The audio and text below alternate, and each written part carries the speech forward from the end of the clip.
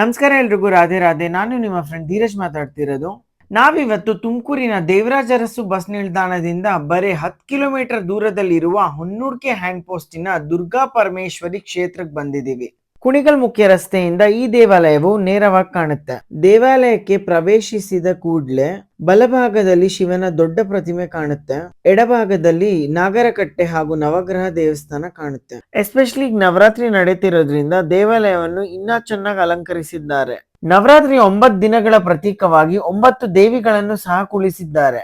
ದೇವಾಲಯದ ಮುಖ್ಯ ಗರ್ಭಗುಡಿಯಲ್ಲಿ ದುರ್ಗಾ ಪರಮೇಶ್ವರಿ ದೇವಿಯು ವಾಸಿಸುತ್ತಾರೆ. ಪ್ರತಿ ಮಂಗಳವಾರ, ಶುಕ್ರವಾರ ಹಾಗೂ ಅಮಾವಾಸ್ಯೆಗೆ ವಿಶೇಷವಾದ ಪೂಜೆ ನಡೆಯುತ್ತೆ. ದೇವಾಲಯದ ಒಳಗೆ ಶಿವಲಿಂಗ, ನಂದಿ ಹಾಗೂ ಗವಿಸಿದ್ದೇಶ್ವರ ಸ್ವಾಮಿಯ ಮೂರ್ತಿ ಕೂಡ ಇದೆ. ನವರಾತ್ರಿಯಲ್ಲಿ ವಿಶೇಷವಾದ ಹೋಮ ಕೂಡ ಇಲ್ಲಿ ಮಾಡ್ತಾರೆ. ಪ್ರತಿ ಶುಕ್ರವಾರ ಹಾಗೂ ಮಂಗಳವಾರ ಇಲ್ಲಿ ಅನ್ನದಾಸೋಹ ಕೂಡ ನಡೆಯುತ್ತೆ. ಈ ರೀಲ್ ನ ಫ್ರೆಂಡ್ಸ್ ಅಂಡ್ ಫ್ಯಾಮಿಲಿಗೆ ಶೇರ್ ಮಾಡಿ ಹಾಗೂ ದೇವಾಲಯಕ್ಕೆ ಇವತ್ತೇ